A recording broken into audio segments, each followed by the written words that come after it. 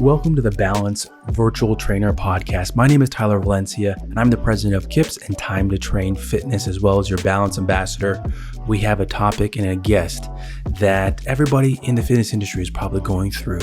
It's making that adjustment from teaching your clients online to going back to in-person. So my friend and my guest, Ron Trujillo, thank you for coming on the podcast. How's it going, Tyler? Thank you for having me.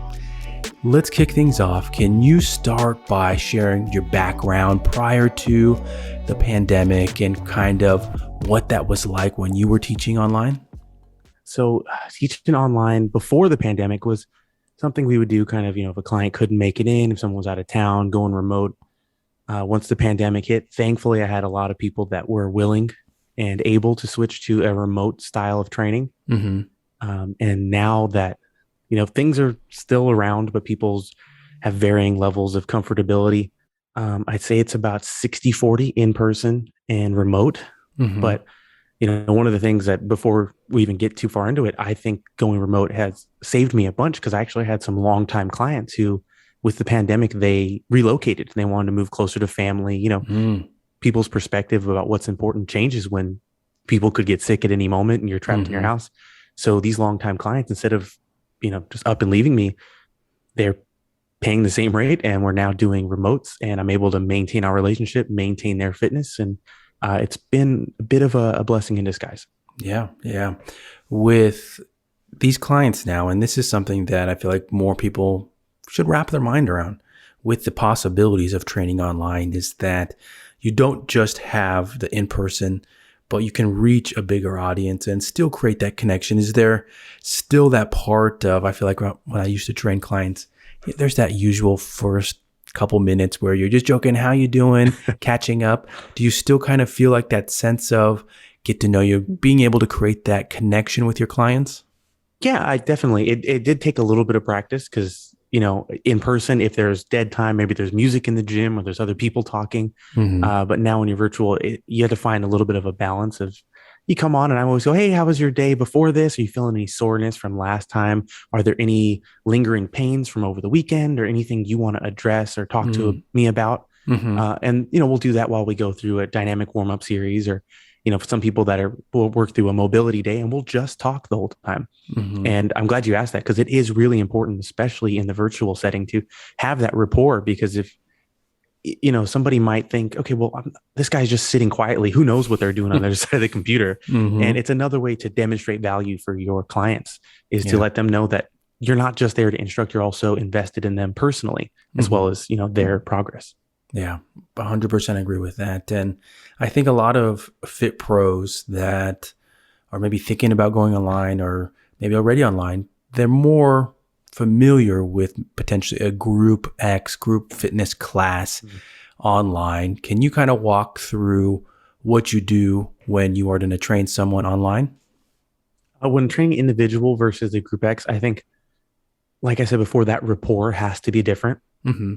Even in training a group online, you can kind of get away with more just general platitudes and instruction. Mm-hmm. And doing that one-on-one, you do have to, just like always, I would recommend having a plan prepared. Obviously, you want to have a program designed for your clientele. Mm-hmm. But B, like I said before, is to ask the questions and react. So just anecdotally, I had a client who I've had for years and years, and she had relocated. So Monday morning, we usually come in, do a mobility 5 to 10 minutes and then go into a full body training session. Well, this particular Monday, she comes in and said, I resumed a activity that I've been doing and I took a month off and my back is really tight. Mm-hmm. So instead of just plowing forward, I asked, what are we feeling? We went through our mobility session and we ended up expanding that out to the entire hour. And some people might think, oh no, I got to have them sweating. I got to have them, dripping sweat and exhausted for them to feel like they've gotten their money's worth. Mm-hmm. But in fact, just the opposite. This client not only thanked me that day, but this morning when we jumped on our call, she started by saying, oh my God, thank you so much. Like I was hurting all weekend. And after Monday, yesterday, I woke up feeling 100% and it really changed the way I'm feeling. And I can't wait to get a hard workout in today. Yeah. And so not only did she feel she got her value in, I think our stock as our relationship went up because I was attentive enough to just get to her needs and not necessarily plow forward with what I had written down. I dig it. I dig it. So with teaching online now, and I know that you have expanded your technology reach, but can you share some of the things that you've kind of learned and maybe what you have found most difficult for teaching your clients online? One of the biggest difficulties is not being able to see in three dimensions, right? Mm, When we're training in person, we can walk around the client and check their form. We can give them proprioceptive cues. hmm We can use our space as far as demonstrating and all that. So that's been the biggest difficulty is you kind of have to improve your verbal skills as far as teaching exercises, especially if you have a client who isn't a veteran trainee with you, right? You're starting mm, from scratch. You have to really, really kind of hone in on what the important aspects are of every exercise and what kind of minutia you might need to let slide because you don't want to hmm be sitting there explaining exercise for 15 minutes and they're going, all right, dude, when can I start working out?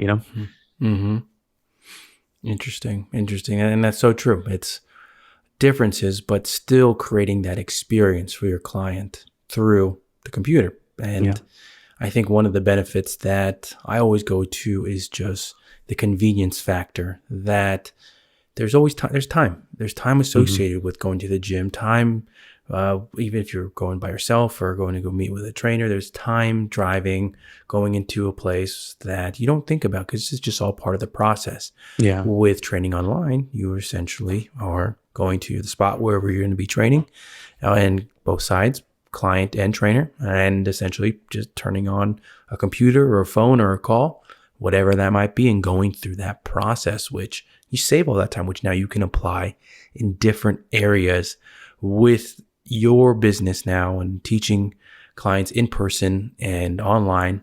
When you feel like you made that transition back, what were some of the things that you had to talk with your clients about in terms of making sure they felt comfortable if they weren't? What were some of those conversations like?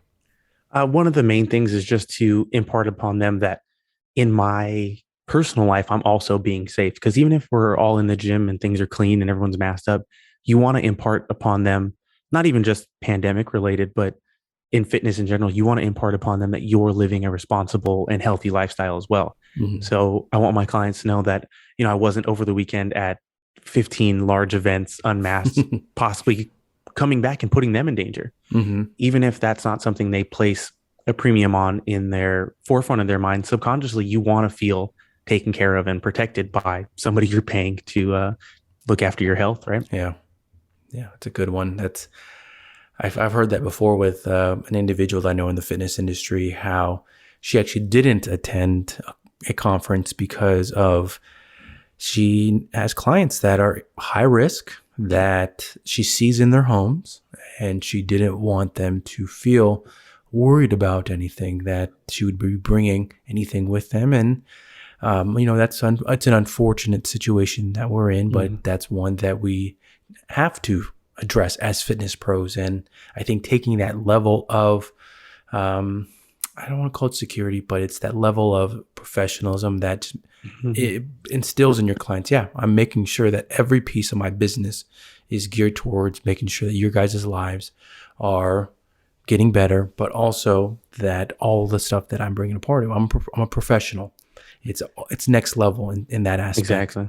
Yeah. So Yeah, very it's that interesting. professional responsibility. And, just like in any business, there is um, sacrifices that need to be made. And we got to hmm think about it. We are our own business. So Yeah. even if not for your client, for yourself, you want to be out there making healthy decisions, responsible decisions, because if not only will you get your client sick, but if you're sick and you're out, there's no sick leave, right? There's Yeah. no backup hours. So you have to be able to perform and meet your client's needs. Yeah. That's that's very true about Fit Pros. And that's one of the ones that I've said a lot of times that some people leave the industry because of they're not used to the hours that Mhm. we typically work. And we are a service. We are a service that's geared around people's schedules. And Mhm. sometimes those schedules are morning, they're night. They're not 9 to 5. That you don't just clock in and you don't have, like I mentioned, the sick leave. We don't have that type of stuff built in. Yeah. So making sure that you are protecting your business is part of it. And one that I think now Fit Pros should really take that tip to think about, and I'm not trying to scare anybody or make them worried about, hours or anything like that. It's just, it's building out your business, which I think we keep saying. But with taking a step back now, I want to learn a little bit more about you for this podcast episode. I do know a lot about you already, but I want the listeners to know that's how I should have phrased it. There you go. With your education, you had a different route than a good amount of fit pros. You worked in a recreational center on a university and then transitioned to working in gym franchises. How have you felt like education has played a role in your career and going from one population into another? I think that university background and having my BS in exercise physiology and all the opportunities I had by working in the university definitely is a separating factor. And it's one of those things that I can almost immediately use to make sure that people recognize your credentials and your knowledge base. It's one of those things that, because of the wide variety of people you have on a university campus as well, within the first 6 months of training people, I had seen, 18-year-olds. I had seen the the professional bound basketball player. I had seen the 82-year-old head of the social studies department who had 2 replaced hips. I had thankfully gotten this giant like petri dish of different populations to work with, and I was able to kind of not only hone my training skill, my programming skill, but almost more importantly, hone my ability to adapt to the clientele. Because in those different populations, right, you might have the general student who's just there I want 6-pack, and I'm kind of there just to hang out as well. And, you have to be able to turn that on. And then you get the athlete who, sure, they're your age, sure, they're your peer, but they're laser focused, right? They just want to improve X, Y, or Z. So you have to manage that as well. You can say, hey, bro, how's it going? Chit chat and dap and do your special high fives, whatever. But once the training session's going, both of you are laser focused. And then on the other side of that, you have the faculty member or, a coach or something in the older populations who you want to be more deferential to, and they want to be treated with the respect that they deserve by being, professional and older individual. So I feel like that was one of the biggest assets that I gained out of that. Was by the time I was done, like I said, I had seen all these populations and I had developed the skills to create a rapport with all the different populations. That's good. That's good insight there. That I feel like when I first started in the industry, a coworker had mentioned how they didn't believe in different niches. And I know that's a big term these days about, I only train this population or that population. And I know that a lot of people really believe in that. I'm saying I don't. I'm saying that this individual said how you can either train people or you can't. No matter who's in front of you, you can train them. And I think a lot of that does come from education, experience, and being able to work with a wide variety of populations. And, really, and this is kind of going into probably controversial topics here, but yeah, with programming, making exercise programs, there's a lot of stuff that can apply across different populations. And even just taking people through machines can really help them. That's one of the things that I think a lot of people forget, is that machines can help people. If you just took them through a circuit of machines and you did 3 sets, 10 reps, they're going to see some type of benefit. But with your education, that's where you learn how to program to individualize, to make it more efficient, make it more effective for your client. But that's really, that's training. That's part of the business. Yeah. And, with a background in exercise phys, I'm sure that did help you apply with a wide variety of people that would come into a rec center. In your mind, if you can recall back to when you were working there, what was that like in terms of like selling? Did you have to sell packages, or was it more people just came in and that was kind of the business? It was a little bit of both. For the most part, the recreational center would promote our department. So that was nice. And then obviously being on campus, there was high visibility. So for the most part, it was a lot of walk-in business. It wasn't necessarily having to focus on the advertising portion, which is something, and the marketing portion, which is something that I had to learn after the fact. But for me, back then, and even continuing till now, for me, I think the best marketing is results and word of mouth. Obviously, in the online space, you have to change that. But as far as in-person training, if you have clients that are satisfied, it's going to be because they're getting results and you've created that rapport. And nothing speaks better to your skill than those two things. A satisfied client who enjoys their time with you is going to bring in more clients. Yeah. And Yeah. I found that was helpful a lot. One of the other things I was very lucky to be a part of was through the recreational center, I actually was a part of the strength conditioning coaching staff. And so I was able to spend 5 a.m. to 9 a.m. every morning training our collegiate teams. Then through that, I would meet the athletes who would talk about me to other people, and those people would then come into my regular training hours. And then in the off season too, I'd have some of the athletes still looking to be trained by me because we built up, again, that rapport and that satisfaction in their results during the on season. Yeah. Yeah. Transitioning now to a topic with your current work style in terms of you're an independent, you run your own training, and I believe you had a stint at one gym franchise, but one of my favorite lines that when I was running an in-person boot camp and I was looking for someone to hire to teach one of the times, and an individual that was very new to the industry, they were still an undergrad, but they told me how they weren't ready to become an independent contractor. And in my mind, I'm like, what do you mean? Like, do you not know? The joke I'm getting is they didn't know the difference between being a contractor and being an employee, because that's one of the things that it's very common within our industry that you are a contractor. You either have to rent space or your own business, that you're renting space within a facility. Not everybody becomes an employee for a gym franchise. And so with your business and setting all those things up, what have you kind of felt that is the hardest part of that, of being an independent and essentially have to set up everything for your clients? The hardest part is kind of circling back to what we said before. There is no safety net. You are the CEO, you are the product, you are the HR manager.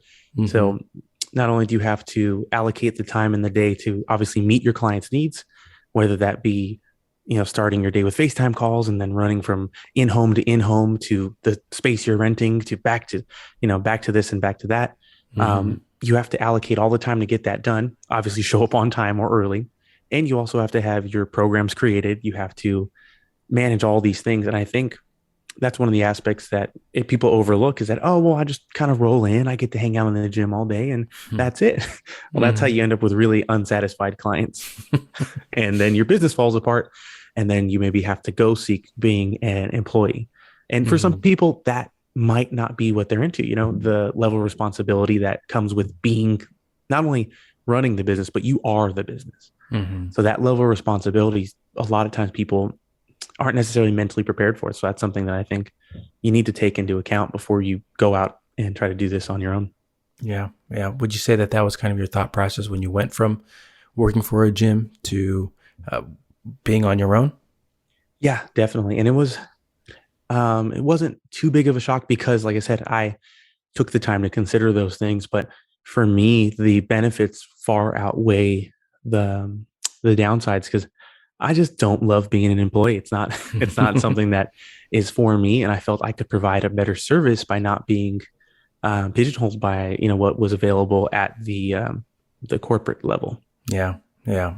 I will say that for those that have not ventured into that space or still just learning about the differences, you got to think about, and this was always a part of it, when you think about packages that you're selling at a gym. And I remember vividly that a gym I used to work at, on the cards that had the packages, there would be humongous numbers, hundreds of dollars per session. And then when you go next level now and think about how much you were paid on your paycheck, you are getting a fraction of that.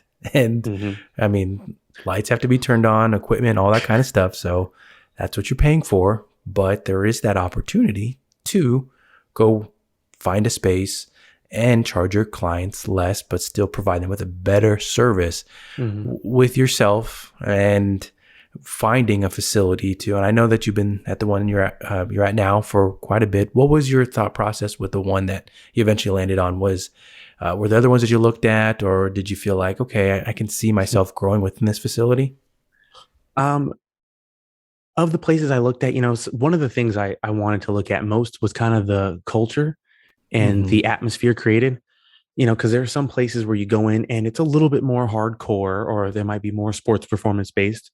But as a trainer, especially if you're bringing clients with you, like I was, you want to find a space that will fit the most broad range of your clientele there. So if Mm-hmm. I were to go somewhere that would say, more focused on sports performance, and I have these clientele that have come to me because of my injury prevention or my rehabilitative knowledge and skill, and they're in their 60s, they're not going to want to go in here and train with a guy getting ready for the NFL combine. It doesn't quite work. Whereas, if you have some younger clientele, they're often going to be the fewer and far between, the high performance athletes, and Mm-hmm. they're more comfortable being, they can adapt to being the only high profile, high performance person. Mm-hmm. Whereas again, you're not going to get a 65-year-old person recovering from hip surgery going, yeah, I want to see this beast sumo pulling 900 pounds and screaming. So that was one of the things I wanted to look at. And then just like you said, the ability to grow within the location itself and create a good relationship with the owners and the operators, that definitely made a big difference for me.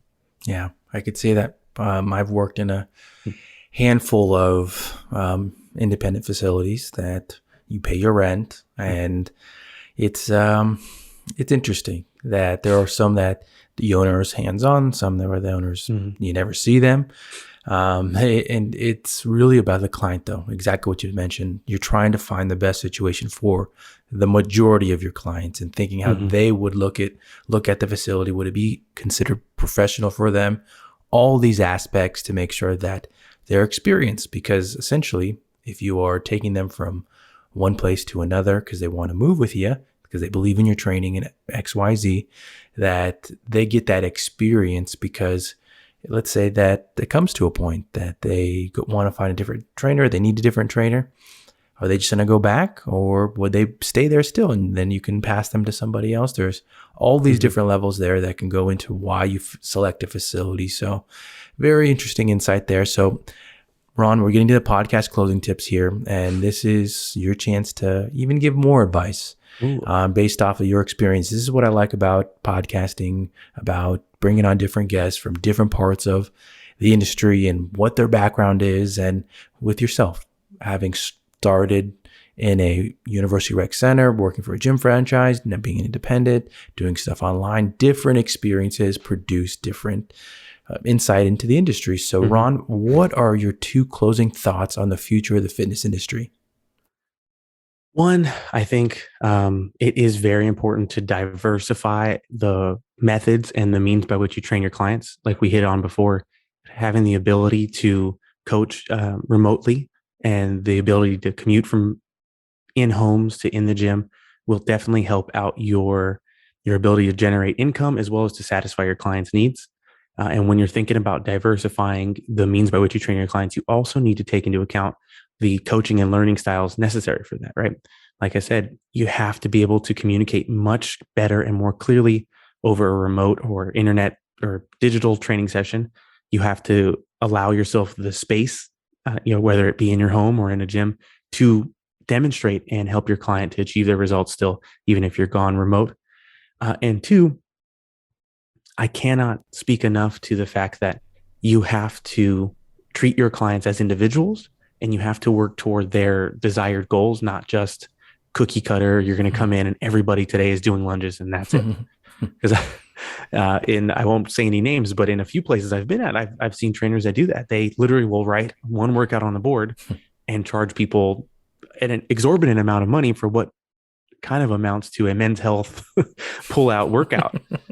So I want to tell everybody that you need to specify as much as is necessary to make sure your clients are working towards something they care about. And even if their only goal is to burn calories and change their body composition, you need to adapt it to hopefully keep them engaged and give them the experience that they're paying for. Yeah. You got one more closing thought about the fitness industry? One more is please do not be afraid to research and continue to learn. I cannot tell you the amount of times I've seen people and their client asks them, why are we doing this? And their answer is either A, just because, or B, they get mad and kind of plow through. The client is paying for us to know what we're doing. So you either need to have a reason already or come up with one by researching. And I don't mean just pull it out of thin air. But if the client has a new need or an injury arises, familiarize yourself with the techniques necessary to help them improve. Go out and get continued education units. Research. I mean, you could literally find anything on YouTube. So if someone's like, hey, I really want to be able to increase my vertical leap, don't go, okay, well, I guess we'll just do jump squats. Go online, research it, and don't be afraid to share the things you see with your client. If you're providing a service and you're really giving them what they're paying for, they're not going to leave you for this YouTube video. If anything, it'll just enrich their engagement and their involvement with what they're doing, because they'll see, okay, not only does he know, he checked and it checks out, and he's spending, or my trainer's spending their downtime to really put it in the work to maximize my results. And that will go a long way with your clients. Agree. And the one that I'm going to touch on before we wrap things up is with the first one, with diversifying within the fitness industry, doing more than one thing. I think that's another thing that's very different about our industry is oftentimes people work at multiple facilities, do different things within the industry. And really it's part of, I feel like, getting that experience. But people that have been in the industry for quite a while, you often hear that a lot is, oh, I was a trainer, or I am a trainer and I do X, Y, and Z, because for that fact of that it's not 9 to 5. This is not a clock in, clock out. There's a lot of stuff that goes into it. So it's important that you do that, have those options for your clients, your services, and continue to build. So before we sign off, Ron, can you give individuals your social media links and where they can find you? All right. I am at TronCat25 on Instagram, and on Facebook, I'm Ronald Gonzalez Trujillo with a hyphen. Do you find me to keep up with what I'm doing? I am here to help, and I'm always open to answering questions or, any type of information I can assist with. I'm always around. Great stuff. Thanks, Ron, for coming on the podcast. Thank you for having me, man. Appreciate it.